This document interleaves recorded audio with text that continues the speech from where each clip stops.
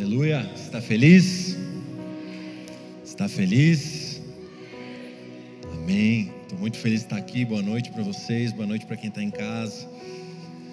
Muito feliz de estar aqui em São Paulo, na Poema, Taubaté. Vim trazer um pouco de frio, em nome de Jesus, do Sul. Feliz demais estar aqui com todos vocês, compartilhar algo. Queria que você abrisse a sua Bíblia, 1 Timóteo, capítulo 2. A gente vai ler do verso 1 ao verso 6. Gostaria que você ficasse com a sua Bíblia aberta. A gente vai ver alguns pontos desse texto. É muito precioso. Essas recomendações, esses mandamentos, essas direções que Jesus nos dá. Você abriu aí? 1 Timóteo capítulo 2, a partir do verso 1. O texto diz assim: antes de tudo, recomendo que se façam súplicas, orações, intercessões e ações de graças por todos os homens, pelos reis e por todos os que exercem autoridade, para que tenhamos uma vida tranquila e pacífica, com toda a piedade e dignidade. Verso 3: isso é bom e agradável perante Deus, o nosso Salvador, que deseja que todos os homens sejam salvos e cheguem ao conhecimento da verdade. Pois há um só Deus e um só mediador entre Deus e os homens, o homem Cristo Jesus, o qual se entregou a si mesmo como resgate por todos. Esse foi o testemunho dado em seu próprio tempo. Feche seus olhos. Em nome de Jesus, que haja revelação do Espírito Santo nas nossas mentes. Jesus, que haja transformação, que haja uma metanoia nessa noite. O Espírito de revelação nos tome e que possamos ser alterados, transformados pela sua palavra, que é viva e eficaz, em nome de Jesus. Amigos, essa é uma carta que o apóstolo Paulo escreve ao seu filho espiritual, chamado Timóteo, que pastoreava a igreja de Éfeso. O primeiro capítulo dessa carta de 1 Timóteo, Paulo dá instruções específicas sobre o trabalho ministerial do Timóteo, sobre a igreja. Ele cita alguns nomes, ele cita alguns problemas, ele cita a resolução desses problemas. Ele fala, num linguajar de hoje: Timóteo, a gente está com BO aí, assim, assim, assado, fulano de tal, a gente pode fazer isso para resolver, é assim que a gente vai amar, é assim que a gente vai exortar. E ele dá algumas instruções muito específicas ao seu filho na fé, muito parecido com o que o pastor Leandro faz com a gente.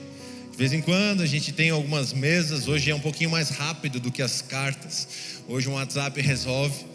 A gente conversa sobre a congregação, a gente conversa sobre a igreja, a gente alinha algumas coisas juntos. Isso é um direcionamento apostólico, isso é um pastoreio sobre pastores, com o objetivo da gente entender o coração da igreja, conectar a igreja ao Senhor.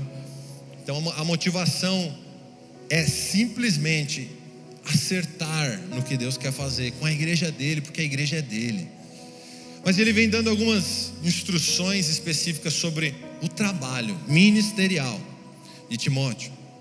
E aí ele chega no capítulo 2, ao qual lemos, e ele começa com uma colocação: antes de tudo. Gente, antes de tudo, em todas as versões da Bíblia em português, é antes de tudo. Não tem grego, não tem hebraico, não tem, é antes de tudo. A paráfrase, a mensagem, fala: a primeira coisa que quero que faça, antes de todo esse trabalho ministerial, antes das boas obras que eu tenho proposto para você, antes de tudo, eu quero que você tenha uma vida de devoção. É isso que esse texto está falando. Antes de tudo, recomendo que se faça ou que pratique súplicas, orações, intercessões e ações de graças por todos os homens.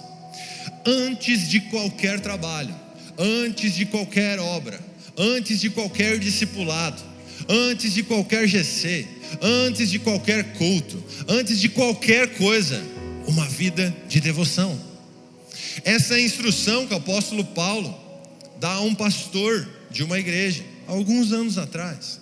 Então aqui a gente tem uma clara, muito clara e bem definida prioridade da nossa vida. Antes de tudo, pratique súplicas, orações, intercessões e ações de graça por todos os homens. Agora é interessante que o contexto desse texto está falando de uma aplicação à igreja local. Ele não está falando especificamente a vida pessoal apenas de Timóteo, mas ele está falando a igreja local que Timóteo pastoreava. Então peraí, antes de qualquer trabalho ministerial dentro da igreja, antes de qualquer propósito e função que Deus vai dar a Poema, devemos ter uma vida de oração, súplica, devoção, de entrega, de busca. Antes de qualquer coisa como ministério, nós precisamos consultar ao Senhor, estar perto do Senhor, falar com o Senhor, antes de qualquer coisa. Será que a gente está levando isso tão a sério? As disciplinas espirituais, a igreja está 2000 anos falando de orar, de ler a Bíblia, de jejuar, mas será que a gente realmente está fazendo isso antes de todas as coisas? A nossa pressa, a nossa ansiedade de trabalhar para Jesus, muitas vezes tem atropelado o antes de tudo. Mas Jesus quer nos trazer de volta para o antes. Ele quer nos trazer para esse relacionamento tão pessoal, tão íntimo, e não só pessoal, mas numa ótica ministerial. Nós como igreja precisamos antes estar na face de Jesus. Mas entenda que esse texto está falando uma ótica evangelística. Isso aponta para fora.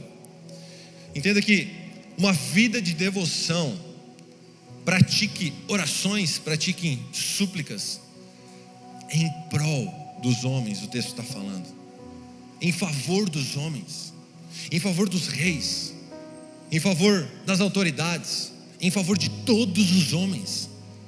Cara, a gente começa a ampliar um pouquinho o conceito de uma vida devocional meio egoísta, mas sobe a régua para os nossos olhos olharem para frente.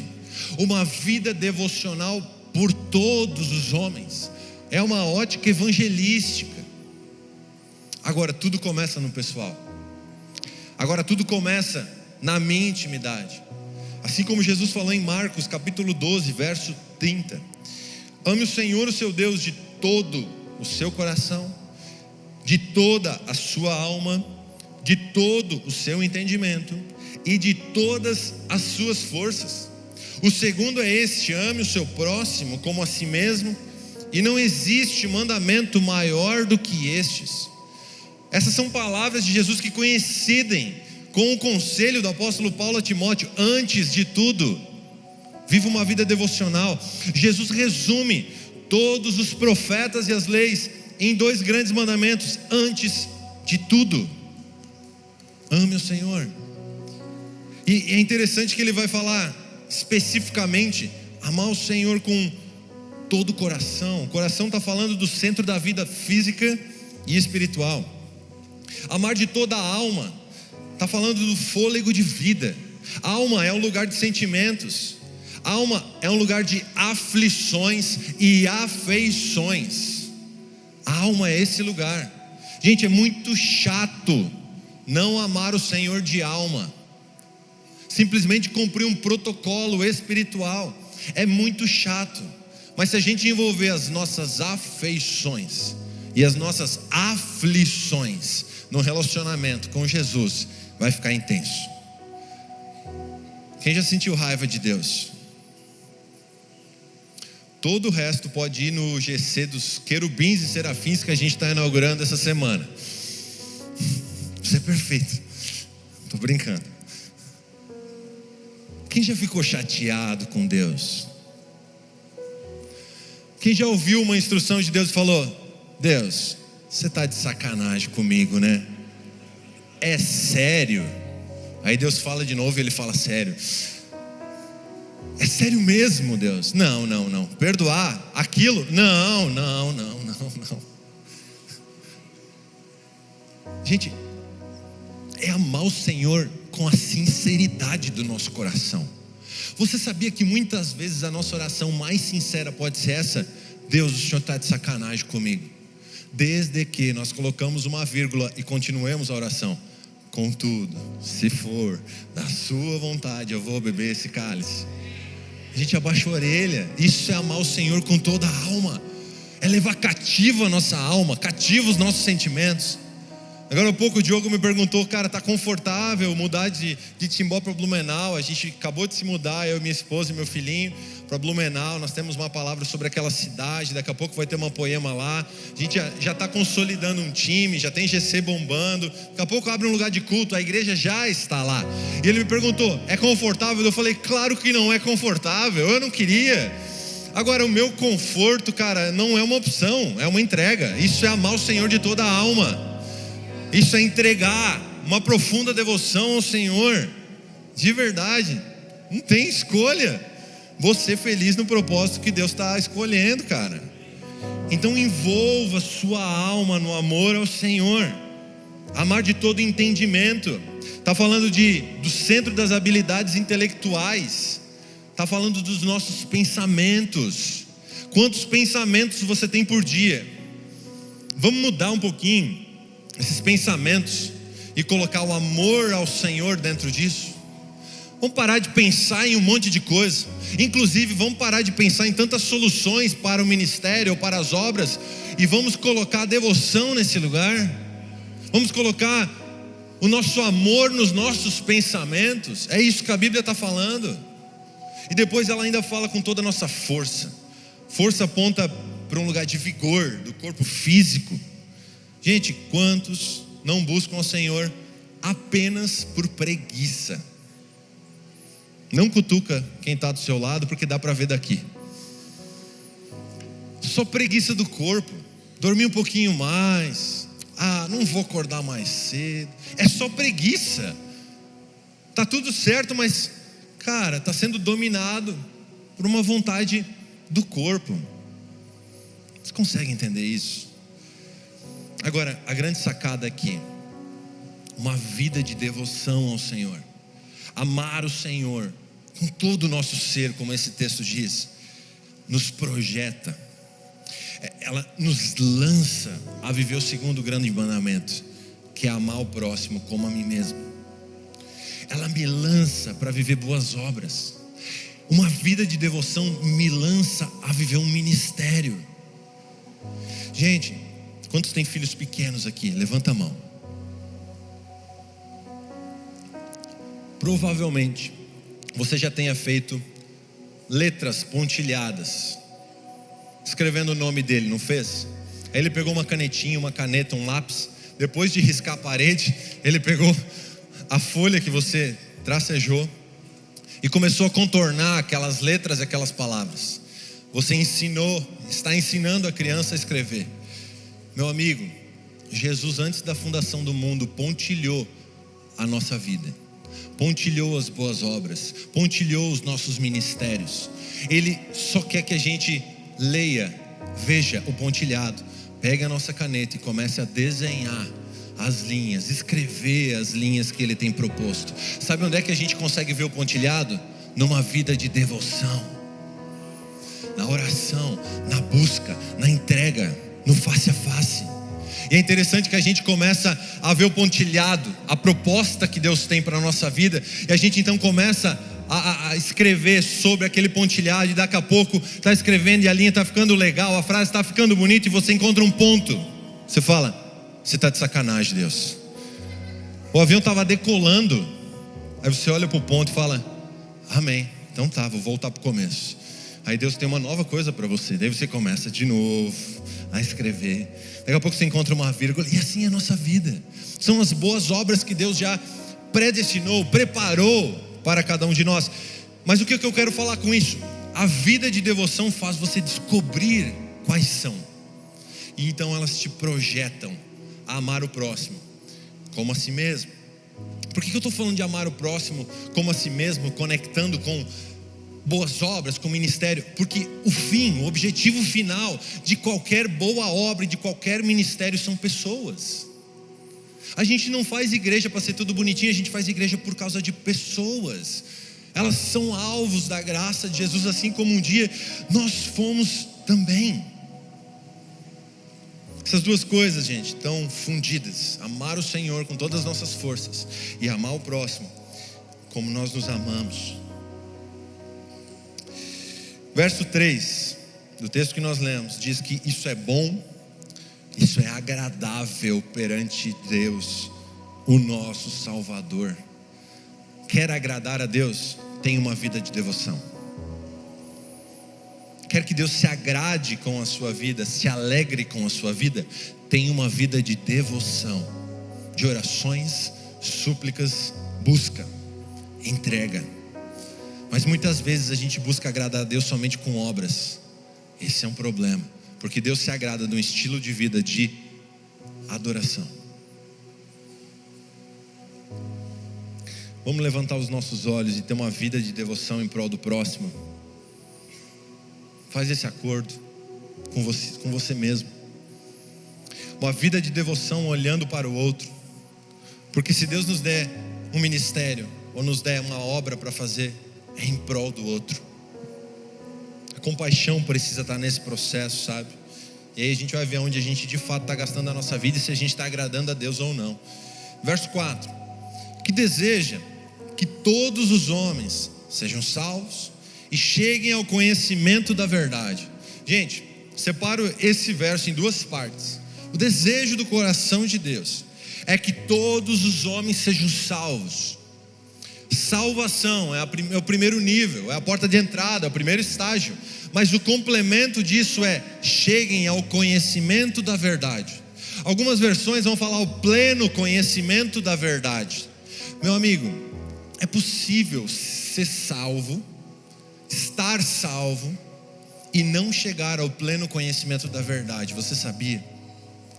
É possível viver uma vida salvo e está tudo bem. E de maneira alguma eu estou menosprezando a salvação. Não, ela é dádiva de Deus, ela é um presente de Deus. Deus nos livrou de uma condenação eterna, Deus nos salvou, Deus nos redimiu, Deus nos santificou. Isso é muito precioso. A salvação é um presente eterno que Jesus nos deu. Agora é o primeiro estágio, porque a Bíblia fala de um entendimento, de chegar a algum lugar, de um conhecimento da plena verdade. Vai além da salvação, fala de uma construção. Amigos, nós somos alvos do amor de Deus. A graça de Deus um dia nos alcançou. Nós fomos resgatados de uma vida inútil, vazia, de pecado, convertidos, transformados, transplantados a outro lugar. Habitávamos no império das trevas, agora habitamos no reino do Filho de Deus.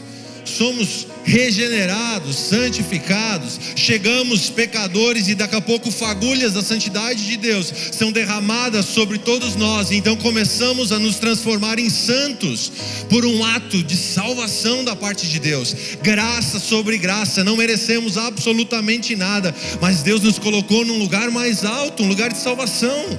Antes éramos inimigos, debaixo da ira de Deus. Hoje somos amigos de Deus, somos parte da família de Deus. Isso é um lugar muito alto.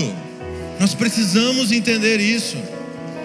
Todo preço está pago, mas não esqueça, nós fomos resgatados para resgatar. Isso não pode parar no nosso umbigo. Nós fomos resgatados para dar continuidade ao Evangelho. Um senso de continuidade precisa nos tomar. Então a nossa vida devocional também é para todos os homens. Você consegue entender? É nessa hora que a esposa fala: eu vou orar, porque senão eu te mato, marido. Você já ouviu essa em casa? Se você é casado com uma mulher braba, eu nunca ouvi, mas se você é casado com uma mulher braba, você sabe o que eu estou falando. Gente, nós estamos aqui para cumprir um ministério, dos 5 ministérios, ou para cumprir boas obras, ou as duas coisas, mas todas elas têm um objetivo final: resgatar o perdido, promover religião entre a criatura e o seu Criador. Todas as nossas obras precisam conectar alguém que está perdido com alguém que vai achá-lo. Todas as nossas boas obras e ministérios precisam encontrar um órfão e apresentar o seu pai. Um dia nós éramos esses. Então tem 2 etapas nesse texto. Para que todos sejam salvos, o desejo do coração do Pai não é só que todos sejam salvos, mas o desejo do coração do Pai é a continuidade do texto, mas que todos cheguem ao pleno conhecimento da graça de Deus, ao entendimento da verdade. Todo pai sonha com algo incrível para o seu filho. Eu vim te dizer que Deus está sonhando com algo incrível para você. Ele não quer apenas te salvar, Ele quer te equipar para algo muito maior que você nem imagina. Faz parte de chegar ao pleno conhecimento da verdade. Gente, o que é o conhecimento da verdade? Muitas vezes eu olhava para esse texto e falava: isso aqui é quando a gente chegar na glória, quando tiver tudo resolvido, quando o Senhor voltar e vamos governar com Ele, lá nós teremos um pleno conhecimento da verdade. Cara, eu acho que não. O que não é pleno conhecimento da verdade é eu simplesmente me tornar um perito da lei, um mestre da lei, cheio de legalismo, cheio de mandamentos, saber tudo de cor e salteado, verso por verso. Sabe, não é ter um comportamento 100% moral, aprovado. Nossa, é um santarrão, é um intocável. Cara, nada disso, porque ninguém tem um comportamento 100% aprovado. Somente Jesus teve. Nós nos espelhamos nele e tentamos ser assim. Mas em algum momento a gente peca e o Senhor nos perdoa novamente. Não é se tornar um pastor, chegar ao pleno conhecimento da verdade. Não é se tornar um líder de GC, gerar pessoas, ser alguém relevante, ter um grande ministério. Gente, esquece isso tudo, joga tudo fora. Não tem nada a ver com chegar ao pleno conhecimento da verdade. Sabe o que é chegar ao pleno conhecimento da verdade? É entender o verso 5 e 6 que está aí na sua Bíblia. Pois há um só Deus e um só mediador entre Deus e os homens, o homem Cristo Jesus, o qual se entregou a si mesmo como resgate por todos.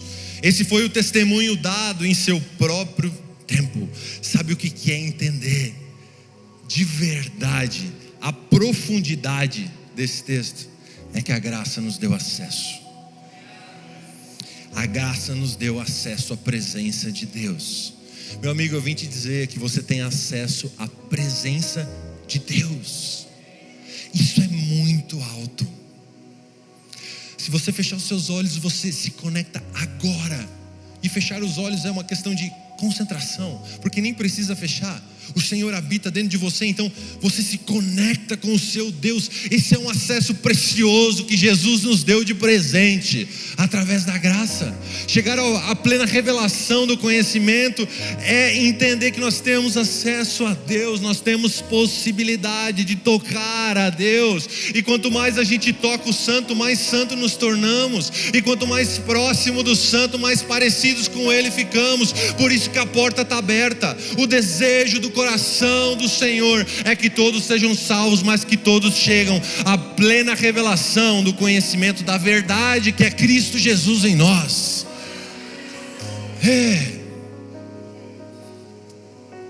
Eu vim te dizer que nós temos paz com Deus. Deus não está de mal com ninguém que está aqui. Nós temos paz com Deus. Aprove Deus promover paz entre Ele e a sua criação, cara.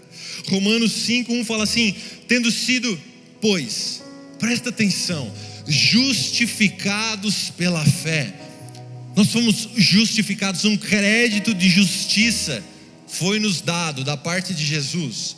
Temos paz com Deus, por nosso Senhor Jesus Cristo, por meio de quem obtivemos acesso, presta atenção, pela fé, e esta graça na qual agora estamos firmes, e nos gloriamos na esperança da glória de Deus. Deus promoveu paz entre Ele e a sua criatura. É entender que nós não somos inimigos de Deus, é entender que nós somos parte da família de Deus. Você pode não ter tido uma boa referência de pai ou de família, mas você tem a melhor família que pode existir, a família de Deus. Você tem o melhor pai. A visão da paternidade de Deus não pode ser deturpada. Deus é um pai bom. Jesus é bom, não é isso? Jesus é bom. Deus é um pai bondoso. Deus é um pai que corrige o seu filho porque Ele ama. Romanos 5:9, como agora fomos justificados pelo seu sangue, muito mais ainda por meio dele seremos salvos da ira de Deus. Deus não está irado com você. Se quando éramos inimigos de Deus, fomos reconciliados com Ele mediante a morte do seu Filho, quanto mais agora, tendo sido reconciliados, seremos salvos por sua vida. Não apenas isso, mas também nos gloriamos em Deus, por meio de nosso Senhor Jesus Cristo, mediante quem recebemos agora a reconciliação. Meu amigo, chegar ao pleno conhecimento da verdade é entender que nós somos livres. João 8:31 fala: disse Jesus aos judeus que haviam crido nele: se vocês permanecerem firmes na minha palavra, verdadeiramente são os meus discípulos. 32, e conhecerão a verdade, e a verdade, quando nós conhecemos a verdade, nós somos livres. Essa é a revelação do pleno conhecimento da verdade. Não se trata de performance, não se trata de boas obras, não se trata de ministério. Se tratam de entender que você foi aceito, perdoado, remido pelo Senhor Jesus. Você está dentro. A porta abriu e você está dentro. Essa é a ótica que nós temos que ter de nós mesmos. A graça te colocou para dentro. Gente, temos liberdade, somos amigos de Deus, santificados por Ele. Então nós mudamos de condição de pecadores para santos, de desconectados, de carentes para a família de Deus. Mas a Bíblia não deixa nenhuma ponta solta, porque tem se falado por aí de uma graça que é falsa, de uma graça que é inclinada à libertinagem, de uma graça que resolveu todas as coisas. Não, essa é a falsa. A graça verdadeira está descrita em Tito, capítulo 2, verso 11. Abra sua Bíblia, por favor.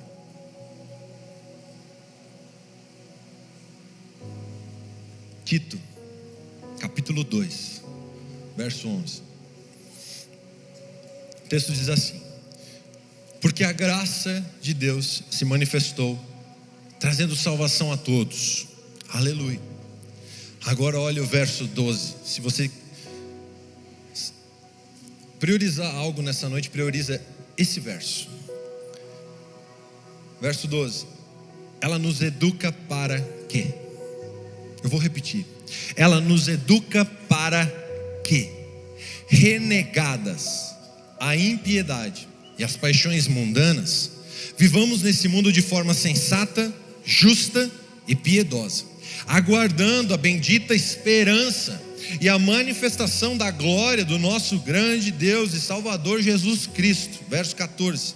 Ele deu a si mesmo por nós, a fim de nos remir de toda iniquidade e purificar para si mesmo um povo exclusivamente seu, dedicado à prática de boas obras.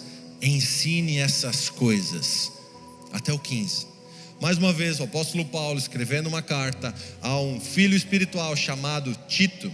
E dessa vez, ele está falando: Tito, ensine essas coisas. Ensine que a graça de Deus se manifestou e ela salvou a todos. Mas ensine que a graça educa. Essa é a verdadeira graça. A graça não é tendenciosa a nenhum pecado e nenhuma libertinagem. A graça do Senhor Jesus nos educa para quê? Tem um objetivo. A palavra educa, ela pode ser traduzida por treinar crianças, ser instruído ou ensinado, levar alguém a aprender. O texto está falando que o Senhor nos educa através da graça. Pais, quantas vezes vocês falaram para os seus filhos não colocar o dedinho dentro da tomada? 400.000 vezes. Ele ainda, quando você vira para o lado, ele botou não só o dedinho, mas ele conectou alguma coisa na tomada. Não conectou? Você fala: pelo amor de Deus, filho, você vai morrer grudado na tomada. Cara, eu acho que é mais ou menos assim. A graça nos educando. Quantas vezes a gente precisa de uma correção, de uma educação proveniente da parte do Senhor para conseguirmos aprender? A graça nos treina. Ela vai nos treinando e a gente vai lá e bota o dedo dentro da tomada de novo. E aí mais uma vez a graça se manifesta sobre você e fala: filho, não bota o dedo na tomada. E a gente vira, esquece e bota o dedo na tomada de novo. Esse é o treinamento da educação da graça. Gente, é muito precioso poder ser treinado pela graça do Senhor. Agora, olha a continuidade do texto. Ela nos educa para quê? Eu vou separar em 3 partes. A Bíblia fala renegar ou renunciar à impiedade. Você sabe o que é impiedade? Impiedade é a falta de reverência a Deus. A graça nos educa a deixarmos a irreverência. A graça nos educa a abandonarmos a descrença. Até nisso nós precisamos da graça de Deus. Na verdade, a graça nos ensina a respeitar a Deus, reverenciar a Deus. O texto continua. A graça nos educa a renegar ou renunciar às paixões mundanas. Gente, quantas pessoas ainda estão tão presas às paixões mundanas? Quantos relatos nós, pastores, líderes de GC, escutamos? Nossa, tá difícil, tá vivo, eu caí de novo, eu não consegui, essas paixões estão me consumindo. Sabe qual tem que ser a nossa resposta em amor? Meu amigo, você precisa de uma experiência com a graça de Deus. Essa é a graça verdadeira. Sabe por quê? Porque a graça te educa a renegar, a renunciar às paixões humanas. Ela nos ensina. O texto ainda continua falando, e eu gosto muito dessa parte.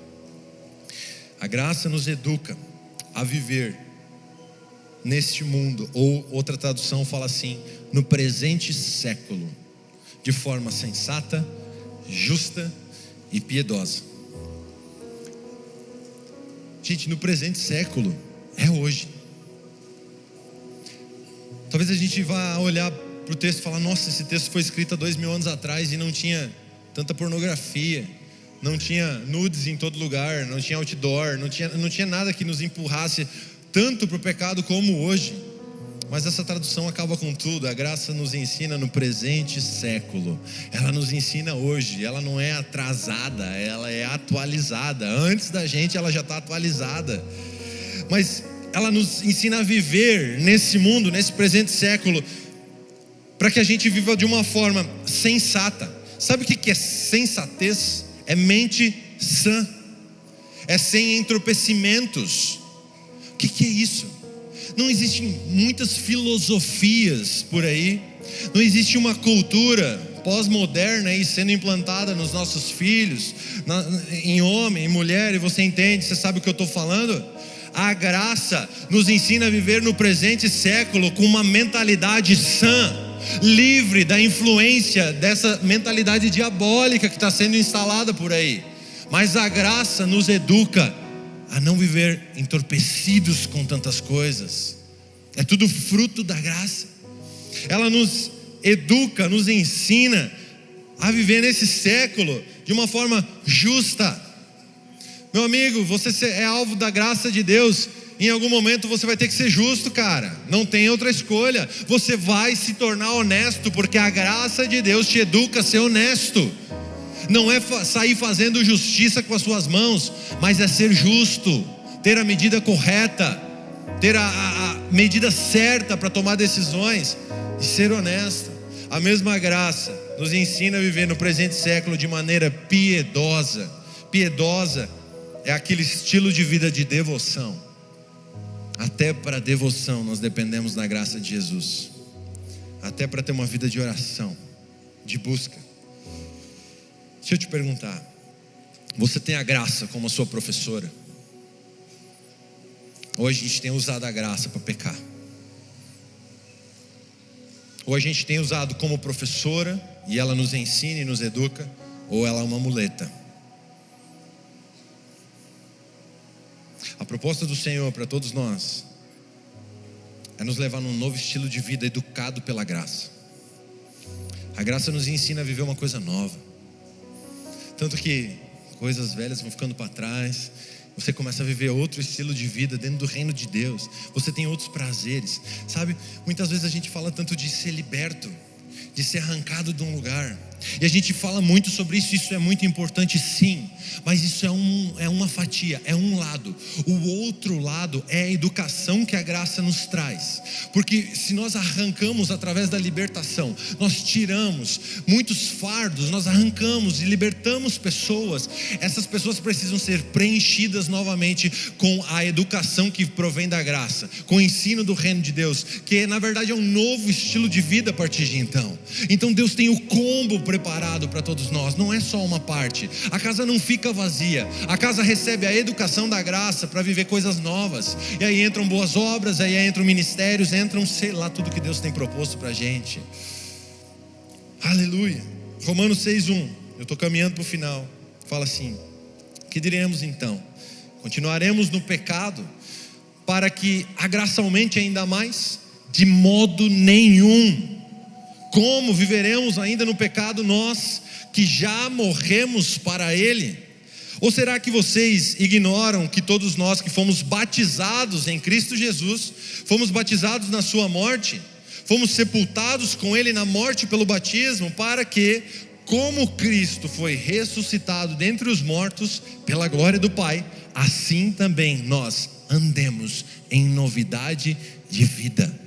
A graça quer nos levar a um novo estilo de vida, de santidade, onde você vai conseguir, porque a graça te educa a amar o Senhor de todo o seu coração, de toda a sua alma, de todo o seu pensamento, de todo o seu corpo. Você vai conseguir, através da educação da graça, submeter o seu corpo em santidade e entregá-lo santo ao Senhor.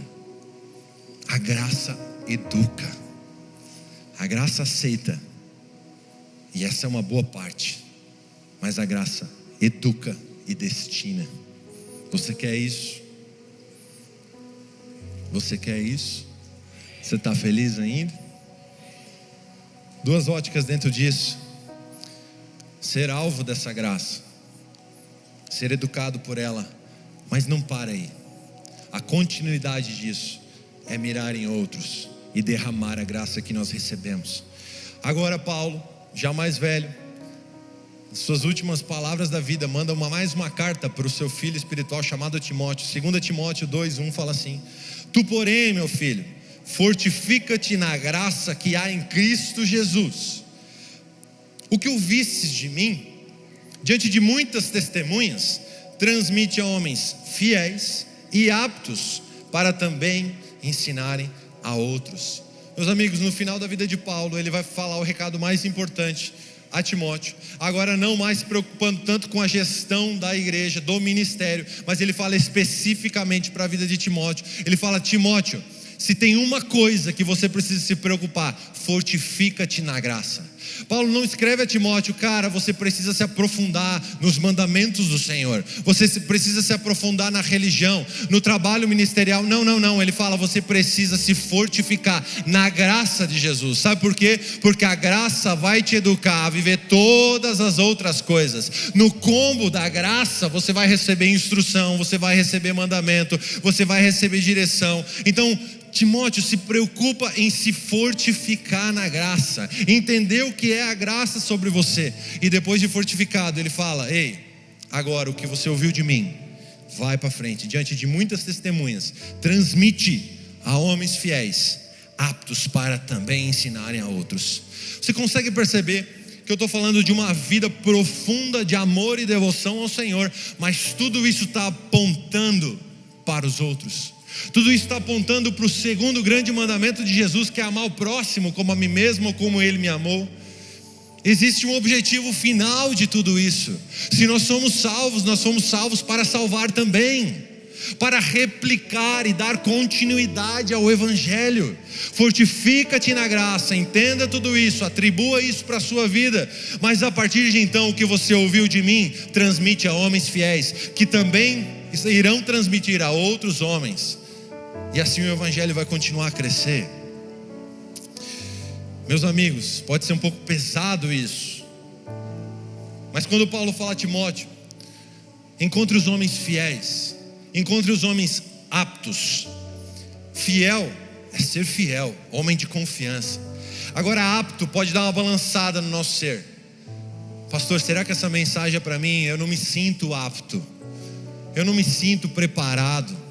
Eu acho que essa mensagem é para o vizinho, é para o líder de GC, não é para mim não.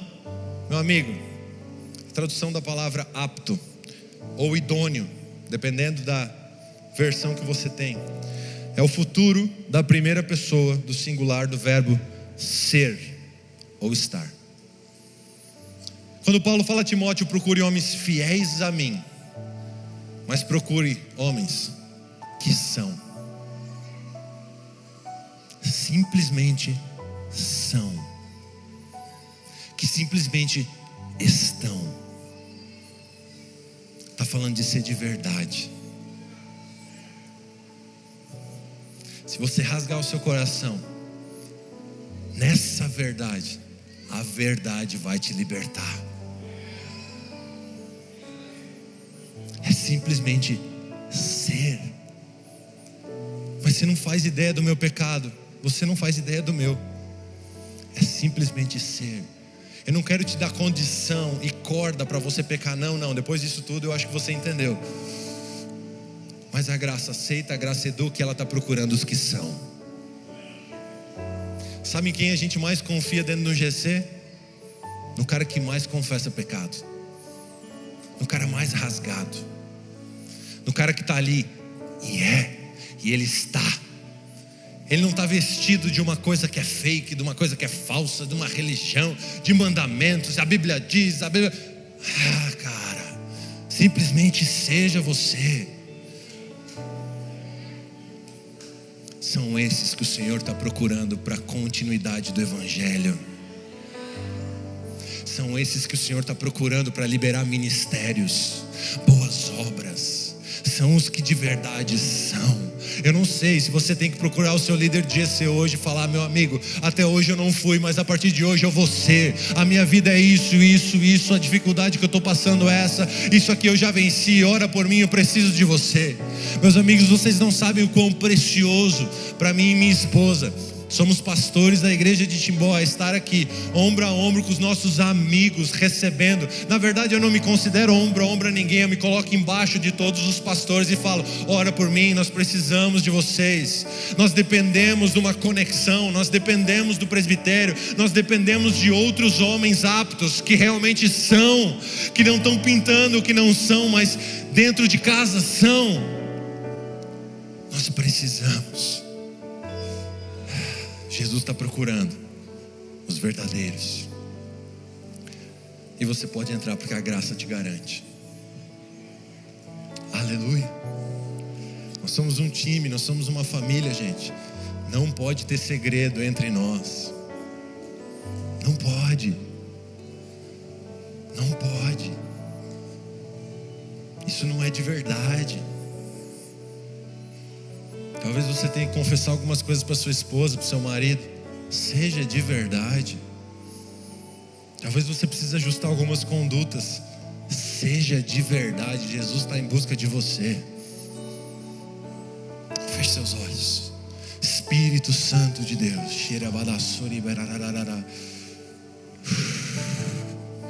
Esteja invadindo, Deus, as nossas casas com a verdade. Espírito Santo de Deus, esteja invadindo o nosso ser com a verdade. Se tem alguém se sentindo acusado, em nome de Jesus, que a acusação saia. A graça já te alcançou, você já está dentro, você já é família de Deus, você já tem um bom pai.